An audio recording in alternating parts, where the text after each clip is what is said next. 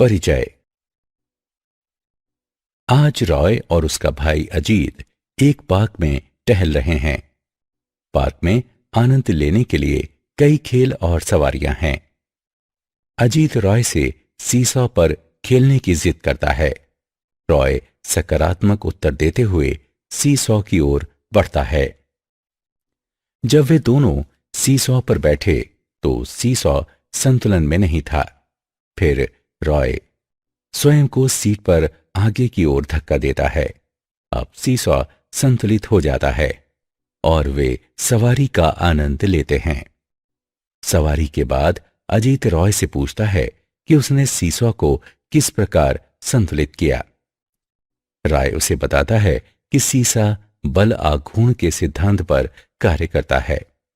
जब दो बराबर और विपरीत बल किसी सतह के किनारों पर कार्य करते हैं तो केवल घूर्णन गति ही उत्पन्न होती है, अन्यथा कोई गति उत्पन्न नहीं होती। अपने दैनिक जीवन में हम घूर्णन गति के कई उदाहरण देखते हैं।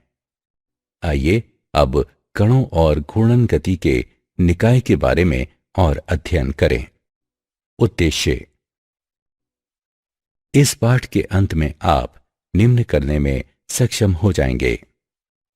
घूर्णन गति को परिभाषित करना, द्रव्यमान केंद्र को परिभाषित करना, द्रव्यमान केंद्र की गति की गणना करना, कणों के एक निकाय के रेखीय संवेग की व्युत्पत्ति करना, सदिश गुणनफल और कोणीय वेग की गणना करना, बल आघूर्ण और कोणीय संवेग को परिभाषित करना, एक दृढ़ पिंड की साम्यावस्था को समझना, जड़त्व आघूर्ण की गणना करना, घूर्णन में किए गए कार्य और कोणीय संवेग का विश्लेषण करना और लुढ़कती हुई गति को समझना। परिभाषा। घूर्णन गति हमारे दैनिक जीवन में सामान्य है। पहिए, स्पिनिंग टॉप, पंखे के ब्लेड, मेरी गो राउंड सभी घूर्णन गति करते हैं। एक पिंड को शुद्ध घूर्णन गति में कहा जाता है यदि पिंड के सभी कण एक वृत्ताकार मार्ग में इस प्रकार से गति करें कि इन वृत्तों के केंद्र एक ही सीधी रेखा पर स्थित हों, जिसे घूर्णन अक्ष कहा जाता है। द्रव्यमान केंद्र। किसी पिंड के द्रव्यमान बिंदु के केंद्र को एक ऐसे बिंदु के रूप में परिभाषित किया जाता है जहां पिंड के पूरे द्रव्यमान को केंद्रित माना जा सकता है। यह एक काल्पनिक बिंदु होता है।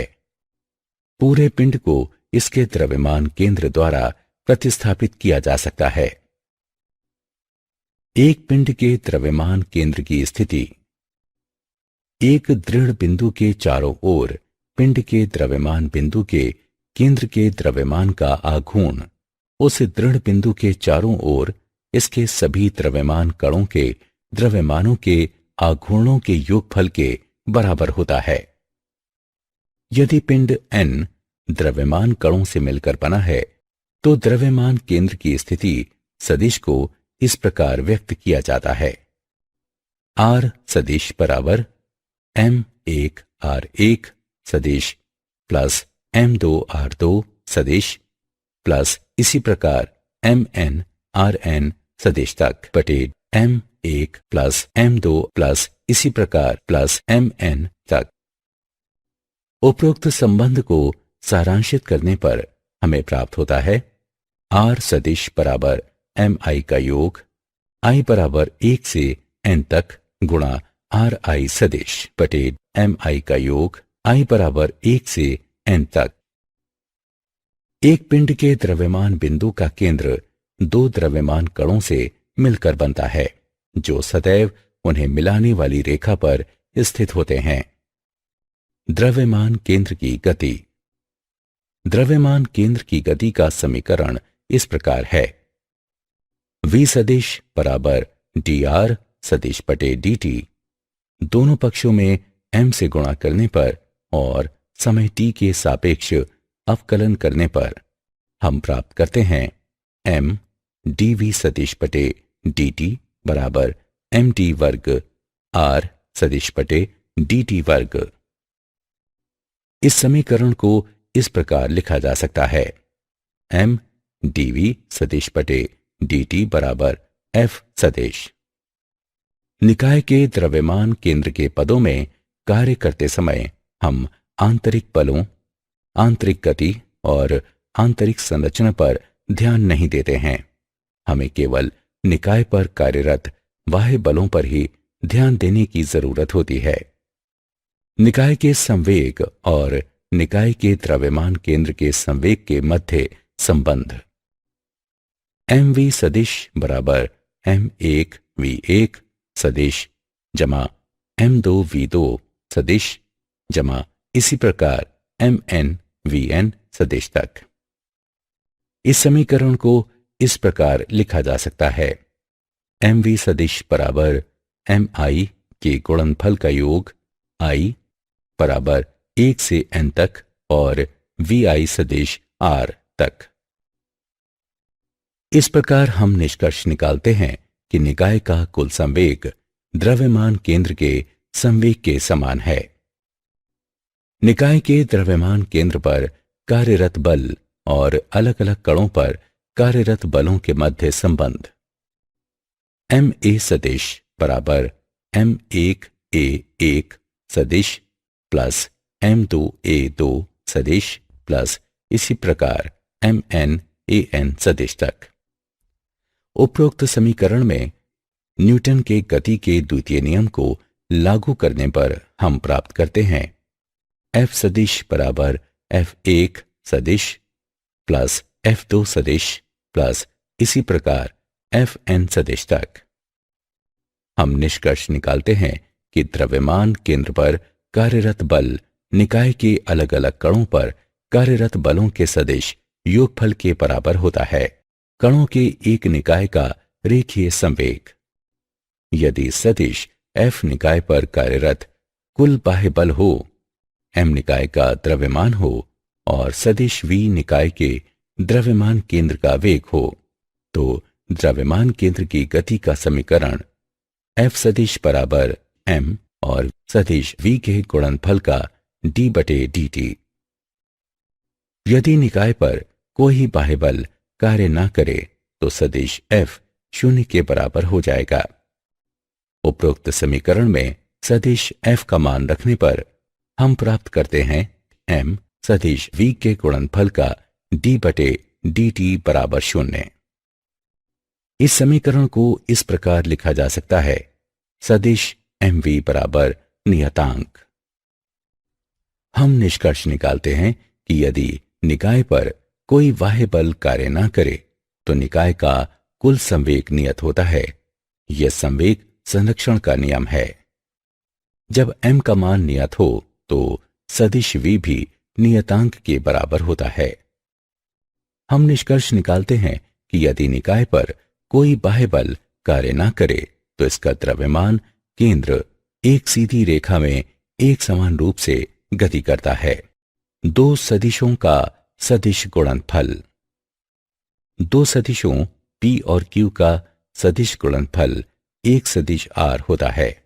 इस प्रकार की r का परिमाण बराबर पी क्यू साइन थीटा, जहां p और q के परिमाण हैं और थीटा दोनों सदिशों के बीच का कोण है। r p और q वाले समतल के लंबवत है। यदि हम सदिशों p और q के समतल के लंबवत रेखा के चारों ओर दाहिने हाथ की उंगलियों को मोड़ें और यदि उंगलियां p से q की दिशा में मुड़ी हुई हों तो फैला हुआ अंगूठा r की दिशा को इंगित करता है। कोणीय वेग और रेखीय वेग से इसका संबंध। कोणीय विस्थापन के परिवर्तन की दर को कोणीय वेग कहते हैं। यदि एक घूर्णनकारी निकाय समय डेल्टा t में एक कोण डेल्टा थीटा से मुड़ता है तो इसके कोणीय वेग ओमेगा को इस प्रकार व्यक्त करते हैं, ओमेगा बराबर limit delta t tends to 0 delta theta बटे डेल्टा t, जो बराबर है d थीटा बटे dt के। एक घूर्णनकारी पिंड का कोणीय वेग एक सदिश राशि है और ये घूर्णन अक्ष के समांतर कार्य करता है और इसकी अनुभूति को दक्षिण हस्त नियम द्वारा व्यक्त किया जाता है। पिंड के सभी कण एक ही कोणीय वेग से घूर्णन करते हैं, लेकिन उनकी चाल अलग अलग होती है। इस प्रकार r त्रिज्या के एक वृत्ताकार मार्ग में गतिमान एक कण का रेखीय वेग v होता है। v बराबर r गुणा ओमेगा। कोणीय त्वरण। यदि घूर्णनकारी पिंड की कोणीय चाल समय के साथ परिवर्तित होती है तो इसमें कुछ कोणीय त्वरण होता है। कोणीय त्वरण कोणीय वेग के परिवर्तन की दर है। कोणीय त्वरण को अल्फा से व्यक्त किया जाता है, जो बराबर है limit delta t tends to 0 delta omega बटे डेल्टा t, जो बराबर है d ओमेगा बटे dt के। कोणीय त्वरण एक सदिश राशि है। जब कोणीय वेग बढ़ता है तो ये ओमेगा की दिशा में अक्ष के अनुदिश दिष्ट होता है, लेकिन जब यह घटता है तो ओमेगा के विपरीत दिशा में दिष्ट होता है। बल आघूर्ण और कोणीय संवेग।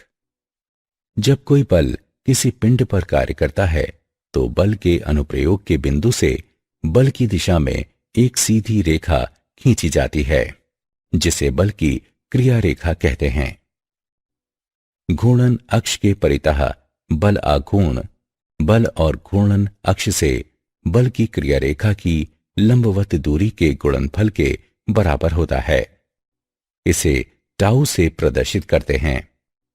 सदिश टाउ बराबर सदिश f और सदिश r का गुणनफल। कोणीय संवेग। यदि एक पिंड एक अक्ष के परितः घूर्णन कर रहा है तो दी गई अक्ष के परितः सभी कणों के रेखीय आघूर्णों का योगफल अक्ष के परितः पिंड का कोणीय संवेग कहलाता है। आइए एक उदाहरण लें। द्रव्यमानों m1 m2 इसी तरह mn के n द्रव्यमान कणों से निर्मित एक निकाय पर विचार करें।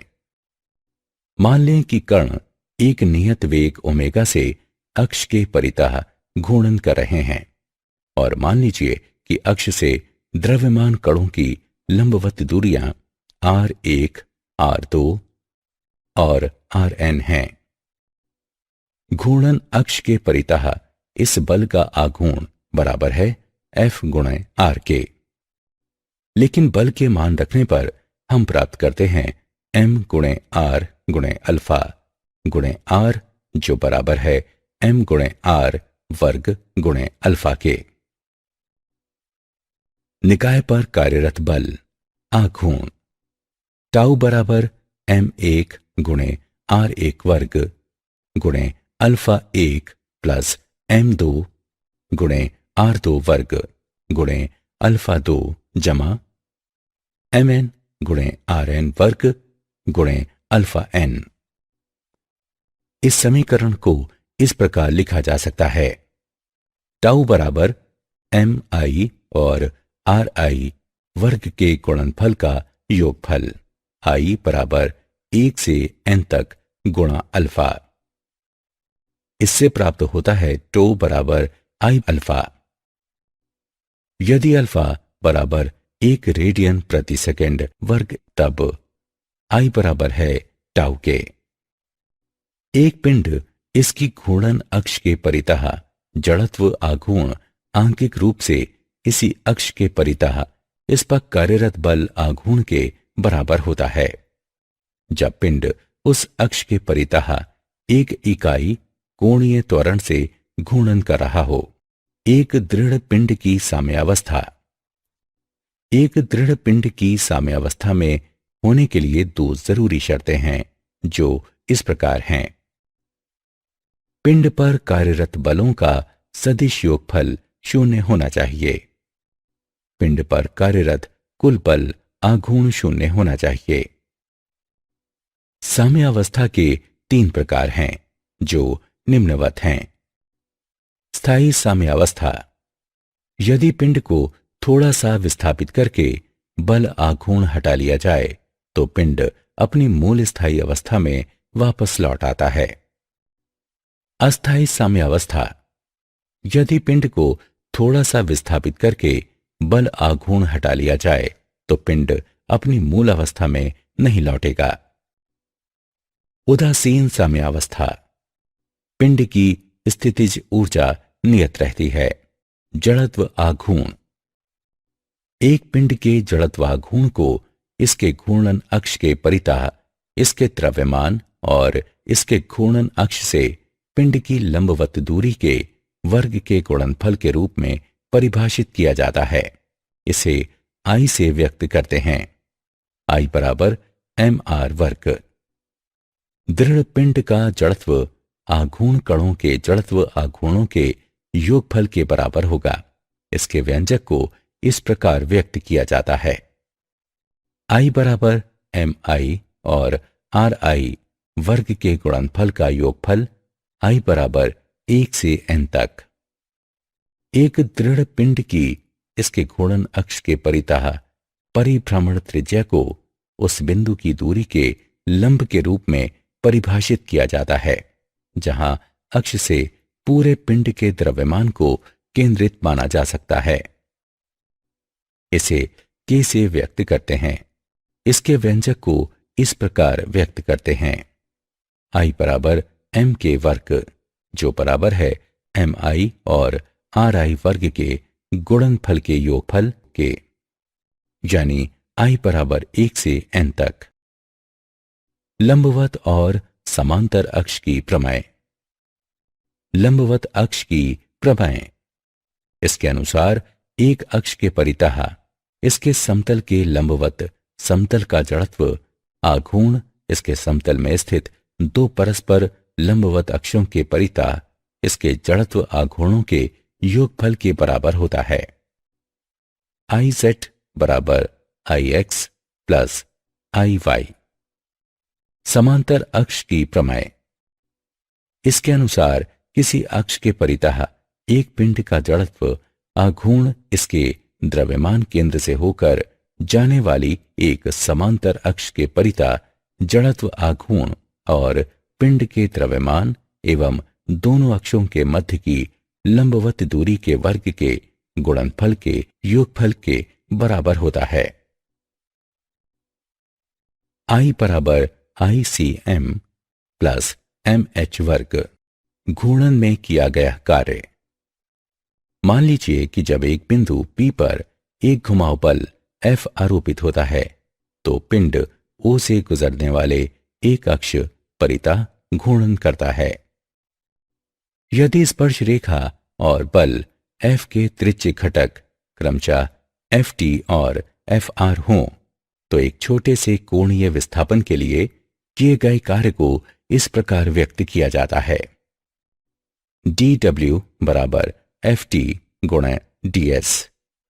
ds के मान उपरोक्त समीकरण में रखने पर dw बराबर Ft/d थीटा, यहां r बराबर OP।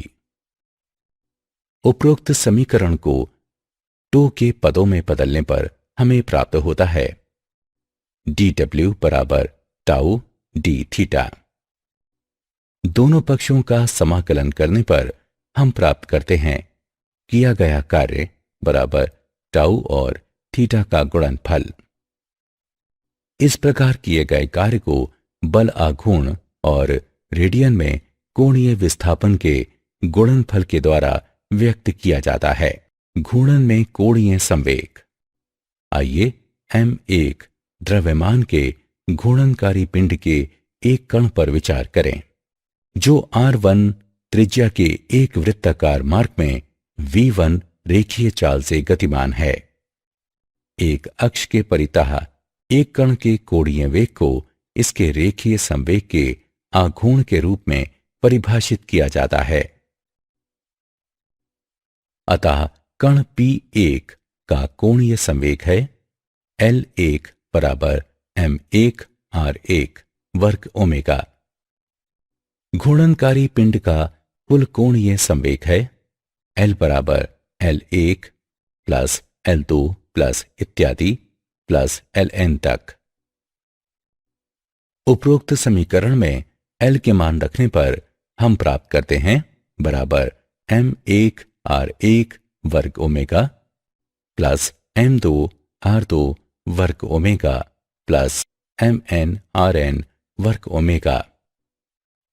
इस प्रकार हमें निम्न परिणाम प्राप्त होता है। L बराबर I ओमेगा। लुढ़कती हुई गति। पिंड की घूर्णनकारी गति के साथ संयुक्त एक सतह से एक पिंड की गति इस प्रकार की सतह के साथ संपर्क में पिंड पर बिंदु तात्कालिक रूप से विरामावस्था में हो। हमारे पास घूर्णन गति के निम्नलिखित 3 नियम हैं। एक पिंड नियत कोणीय वेग से एक अक्ष के परितः लगातार तब तक घूमता रहता है जब तक कि इस पर कुछ बल आघूर्ण आरोपित नहीं होता। कोणीय संवेग के परिवर्तन की दर आरोपित बल आघूर्ण के बराबर होती है। एक पिंड पर कार्यरत प्रत्येक बल आघूर्ण के लिए किसी अन्य पिंड पर कार्यरत बराबर और विपरीत बल आघूर्ण होता है। घूर्णन गतिज ऊर्जा। एक दी गए अक्ष के परितः घूर्णनकारी दृढ़ पिंड की कुल गतिज ऊर्जा उस अक्ष के परितः सभी घटक कणों की गतिज ऊर्जाओं के योगफल के बराबर होती है। घूर्णन गतिज ऊर्जा बराबर 1/2 m1 r1 वर्ग ओमेगा वर्ग प्लस 1/2 m2 r2 वर्ग ओमेगा वर्ग प्लस इसी प्रकार 1/2 mn rn वर्ग ओमेगा वर्ग तक। समीकरण को सारांशित करने पर हम प्राप्त करते हैं घूर्णन गतिज ऊर्जा बराबर 1/2 m और r वर्ग के गुणनफल का योगफल गुणा ओमेगा वर्ग। लेकिन हम जानते हैं कि mr वर्ग का योगफल दी गई अक्ष के परितः दृढ़ पिंड के जड़त्व आघूर्ण के बराबर होता है। इसलिए घूर्णन गतिज ऊर्जा बराबर 1/2 I ओमेगा वर्ग। एक दिए गए अक्ष के परितः एक दृढ़ पिंड का जड़त्व आघूर्ण आंकिक रूप से इसकी घूर्णन गतिज ऊर्जा के दोगुने के बराबर होता है जब यह इकाई कोणीय वेग से घूर्णन कर रही हो। क्या आप जानते हैं द्रव्यमान केंद्र की स्थिति पिंड के आकार पर निर्भर करती है। दिए गए आकार के लिए ये पिंड में द्रव्यमान के वितरण पर निर्भर करती है। ये पिंड के भारी भाग के निकट होता है। एक समान गुरुत्वीय क्षेत्र में द्रव्यमान केंद्र और गुरुत्व केंद्र संपाती होते हैं। दृढ़ पिंड पर कार्यरत सभी बाह्य बल आघूर्णों का सदिश योगफल 0 होना चाहिए। सारांश। आइए हमने जो कुछ सीखा है उसे संक्षेप में दोहराएं। किसी पिंड के द्रव्यमान बिंदु के केंद्र को एक ऐसे बिंदु के रूप में परिभाषित किया जाता है जहां पिंड के पूरे द्रव्यमान को केंद्रित माना जा सकता है। एक पिंड के द्रव्यमान बिंदु का केंद्र 2 द्रव्यमान कणों से मिलकर बनता है जो सदैव उन्हें मिलाने वाली रेखा पर स्थित होते हैं। द्रव्यमान केंद्र पर कार्यरत बल निकाय के अलग अलग कणों पर कार्यरत बलों के सदिश योगफल के बराबर होता है। यदि निकाय पर कोई बाह्य बल कार्य न करे तो निकाय का कुल संवेग नियत रहता है। यह संवेग संरक्षण का नियम है। एक घूर्णनकारी पिंड का कोणीय वेग एक सदिश राशि होता है और ये घूर्णन अक्ष के समांतर कार्य करता है और इसकी अनुभूति दक्षिण हसत नियम के द्वारा की जाती है। घूर्णन अक्ष के परितः बल आघूर्ण बल और घूर्णन अक्ष के परितः बल की क्रिया रेखा की लंबवत दूरी के गुणनफल के बराबर होता है। दृढ़ पिंड का जड़त्व आघूर्ण कणों के जड़त्व आघूर्णों के योगफल के बराबर होगा।